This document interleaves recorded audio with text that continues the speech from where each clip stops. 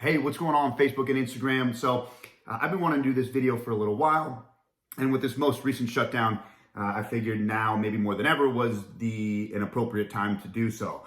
So before I get into the entire crux of what this video is going to be about, I definitely want to get a few things out of the way. And the first of that is, why am I doing this video in the first place? And it's to hopefully bring perspective from one small business owner in the state of California as to what the potential economic ramifications of this can be. And that really, at the end of the day, and I'm going to get into what all the people who are going to try to shut me down are going to say. I'll preface all of that. But this isn't about me.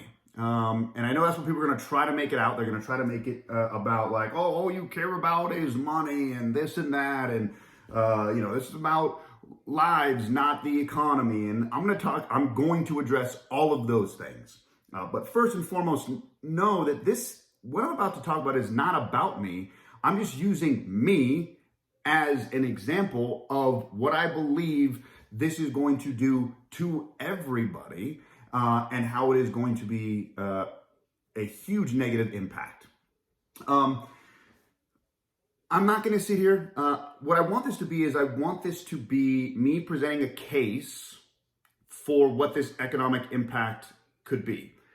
And I'm not really going to have the, coronavirus coronavirus impact on the health and well-being versus the coronavirus impact on the economy. I know that those are the two things that we're weighing. And I'm simply going to present the case for the economic impact. I'm not going to come to a decision or determination at the end of this video about one versus the other. And I'm really not even going to talk a lot about the health stuff. I'm not going to talk about death rates and test numbers. And I'm really only going to focus on the economic side of things to hopefully open discussion. And so, let me get a few things out of the way. Okay, first and foremost, these are some foregone conclusions, absolute truths. This virus is real. Okay, it is not some magical fairy dust, mythical creature that is that's in people's heads. Like, it's real. It is most definitely real. It is most definitely affecting people throughout the country, and for that, my heart goes on. I have empathy for people that this virus has affected. It sucks. It's real. There are definitely more positive tests that are coming through now. Again, taking that with a grain of salt, because we are doing about double the amount of testing. But even with double the amount of testing, the number of positive cases are still increasing. But that is why you have to look at positivity rate, because that's the real number that determines if this thing is actually spreading, which it is increased. But again, I also am super shocked that people are shocked that it went up after lockdown got taken away. I mean, that's the most logical conclusion anyone could ever make, ever, in my mind. Everyone's locked up in their house, not allowed to go anywhere, seeing 5 or 6 people, and then they say, hey, time to open the economy. We're going to open up restaurants and this and that, and people are going to go back to work. Did people actually think that this was not going to increase the number of people getting infected? And I'm not sitting here and saying that, some people probably took it too far, and, you got idiots that are, going to massive pool parties and on, not spring break, but wherever it was, 4th of July holiday weekends, and they're rubbing up against people and breathing in each other's mouths. Of course, that was stupid. But even if none of that took place, riots, but even if none of that stuff took place, it still would have gone up. And so I don't even understand why that's a shock. It shouldn't be a shock. But anyways, those are the things that I think are some foregone conclusions that we're not going to discuss. Let's talk about some things that are maybe not so factual, or they're not foregone conclusions. Science, quote unquote science. Let's be real. Nothing. People, doctors, scientists, there is still so much that is unknown about this virus. It's not even funny. And I'm not going to go into all the unknowns, just know that there is a lot of unknowns. There's a study that just came out the other day about, because this huge debate over schools, and a study came out the other day from, I believe it was Sweden or Norway or one of the countries over there, that says that they've done extensive studies that are showing that kids do not, or the percentage is so low in terms of their ability to transmit it to adults. So in other words, kids can get it from adults, but adults aren't getting it from kids. So that's unsettled. This whole glove thing with at least gyms and Afterburn, like they throw that in the pile of like, hey, look, here's we're gonna have everyone make gloves or wear gloves rather in the gym. And I was like, wait a minute, that makes no logical scientific sense whatsoever. And they ended up pulling it, of course, a week later, the mandate to wear gloves in the gym, because it was stupid. It made no sense. So my point being is that there is a lot of unsettled science. But let's get back to some maybe the more important pieces of this, and let's get some of these guaranteed responses out of the way that I know were coming, that I already mentioned in the very beginning, because here's the number one that's going to come as I talk about the economic impact and why we should reopen the economy or keep the economy open. Because all you care about is money. No, that's not all I care about. Quite honestly, I don't care if I made $0 for the next year. And the same thing goes for maybe other business, although I don't know if they could sustain that. What worries me is not that people are going to make zero money, it's that people are going to lose money and force them out of business. And again, this is not about me. This is about the trickle-down effect, that if businesses are not allowed to open and they can't pay their employees, and then they can't pay their vendors, because guess what? When a business can't open, it doesn't just affect that business, it affects all of their vendors down the line. This is, the cleaning crew that cleans the gym. Guess who's out of a job now? Them. Okay. Any and every vendor we have, so on and so forth. Like, this is not just about a business, it's about all of the businesses that are tied in. The next thing that people are going to say is this is about saving lives, and this is not about the economy, and you care about business over life, right? Like, those are going to come. Okay. Can we have a real discussion and talk about how, like, it is, though, like, this is a debatable issue, because the economy and the health of its citizens are tied at the hip. Have you ever been to a country that has a horrible economy? Guess what's one of the first things that suffers? The health of its citizens. So in other words, if you have a horrible economy, you're going to have poor health. Just like if you have poor health, you're going to have a poor economy. They're tied together, which is why this debate is so important, because it's really about addressing and focusing on which one's going to have a greater impact, because whichever is going to have a greater impact will inherently affect the other one. Okay, so this is a debatable issue, and yes, lives matter. Okay, of course lives matter, but you're not automatically a better person because you say shut down the economy, we're trying to save lives. Just like the people who are saying open the economy are not automatically horrible people. Can we come to that agreement and realization that we can have a debate that one person that has one opinion and the other person that has another opinion aren't automatically horrible people just because they have a different viewpoint on things? And so that's all I'm trying to do here. I want to create some perspective, want to create, use my business, talk about some of the revenue impacts and how this is not about me, but how I believe my example translates to the rest of the world. And again, like, this is about the evaluation of risk on all levels. Okay, we do this with everything in society. It's why we have seatbelts in cars. Okay, if it was all about zeroing out risk, we wouldn't drive anywhere. But we have made a decision as a country, as a world, in the world, that the risk management of wearing seatbelts and speed limits and those things, police enforcing these rules, that the risk associated with dying in a vehicle okay, that the number of people that effectively die each and every single year from car accidents with these risk mitigating factors, that is an acceptable loss or an acceptable situation to be able to move the economy forward, the industrialized world forward, so that we can drive places, fly places. This is not about zeroing out risk. It's about mitigating risk, minimizing it, putting systems in place so that we can mitigate it or minimize it to the best of our ability. But that still allows the country, the world, the economy to operate, because we can't just close our eyes and put our head in the sand.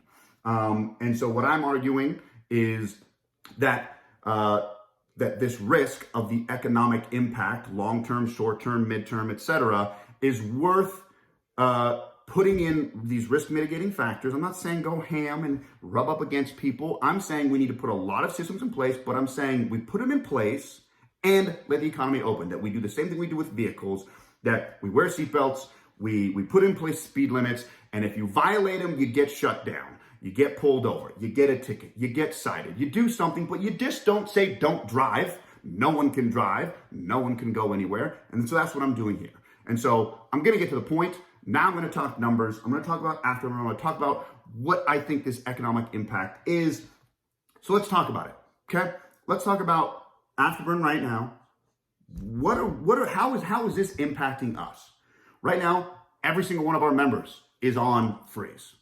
Okay, we're generating zero revenue, zero. Okay, we have cut every one of our expenses to be as minimal as possible. Basically, operating, on as few things as possible. We've furloughed our entire team again, which is a whole nother issue that I'm not going to get into right now. But here we are, bringing our people back, bringing them back, furloughing. Outside of trainers that are coaching these outdoor classes, everybody else is furloughed. Our entire management team, our entire front desk staff team, everybody, myself included. You know how much I'm taking home right now? What my salary is? Zero. Okay.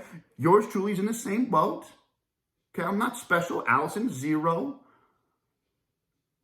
And with all of that, with all of those factors taken into play or put in play, we are still, because there are still bills to be paid. There's still rent. There's still, bare bones utilities and a handful of other things that we still have to make sure that we still have an operating, functioning business for when this thing hopefully passes.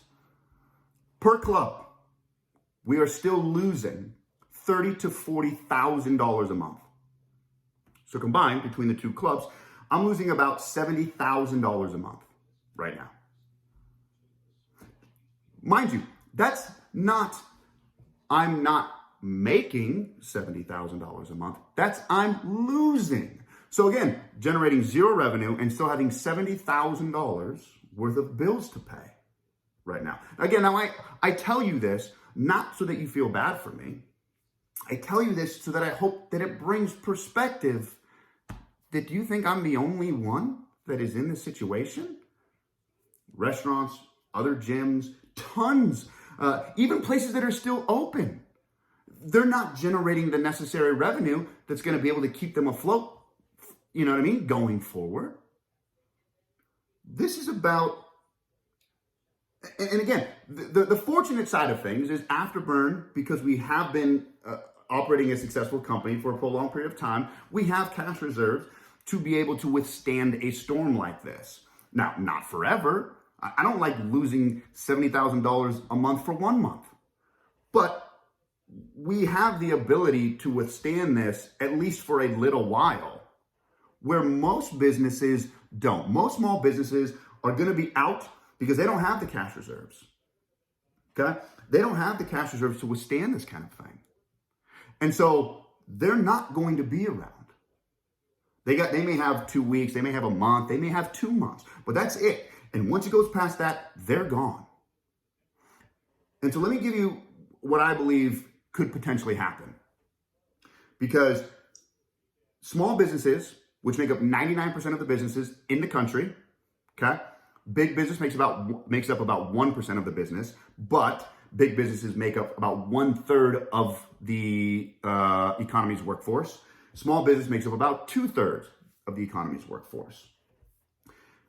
2/3 of people's jobs, in my opinion, are at the greatest risk, because I believe big business is at risk, but they have more cash reserves. They have the ability to withstand these kind of things. They have financing options, so on and so forth. And so you're going to see cut back. They're definitely going to lay off employees. But the small business, the ones that don't have the cash reserves, are the ones that are at greatest risk, and they're the ones that employ 2/3 of the country's workforce. And so that 2/3 is what's at risk. And I believe if this second shutdown continues for another prolonged period of time, you will see 10, 20, 30% of those small businesses go out. Now, do the math. Do the math. If 20% of small businesses go out, that's 20% of 2/3 of the workforce. So 1/5 of 2/3, which is about 16, 17% of the workforce, on top of the normal unemployment rate. Okay, the highest unemployment rate of all time is about 24.9% in the Great Depression. I believe that we could definitely see about 20% of small businesses go out. And if we do, our unemployment rate will exceed the 24.9 that we saw in the Great Depression. We've never seen anything remotely close to that since then. Not in 2008. Like, nothing has even come close to it. I believe because the bottom line is we haven't seen the repercussions of this thing yet. Like, we're still talking about lockdowns. I don't think people realize what is around the corner. What is around the corner is quite possibly, in my opinion, the greatest economic disaster that has ever occurred in this country. And I believe that the fallout from that will be greater than any potential health risk. That's what I believe. And again, this is not just about the business. It's about the trickle-down effect. I don't expect you to feel bad for me. You know what I want you to feel bad for? I want you to feel bad for the amazing janitorial cleaning crew who I have handle both our clubs. A small family who work their asses off, who do an amazing job, who are not in the greatest, I don't know, I could be wrong. But I don't think that they're going to be, I don't think they're super well off. You know how hard it is for me to have to tell them every few weeks or whatever? Because that's what it's now turning into. Hey, I got to shut it down again. I can't pay you. And you don't think that they have other clients that are doing the exact same thing? That's who it affects. I'm not asking for your sympathy. I'm asking for sympathy for people like that. For the other small businesses that don't have the cash reserves that are going to go out. I'm just using this to give you some insight into how impactful this is right now. This is not a joke. This is not just about lives and not the economy. This is 100% about both. And it's about recognizing that so that we can make decisions that attempt to correct and address all of these things. I got another stat last night. 40% of retail right now are not paying rent. What do you think the long-term effect of 40% of all retail businesses not paying rent is for the commercial real estate industry? You don't think that this, at least from the commercial side, could potentially look like the 2008 housing residential housing crash of 2008 for retail? If there's no revenue and no money coming in, what do you think is going to happen? And when there's no revenue and the economy goes to crap, what do you think happens to families and relationships and their jobs and businesses and their health and their well-being and their suicide rates? And I could go on and on and on. This is about both. This is about the health and well-being of the country and the economy. Cheers.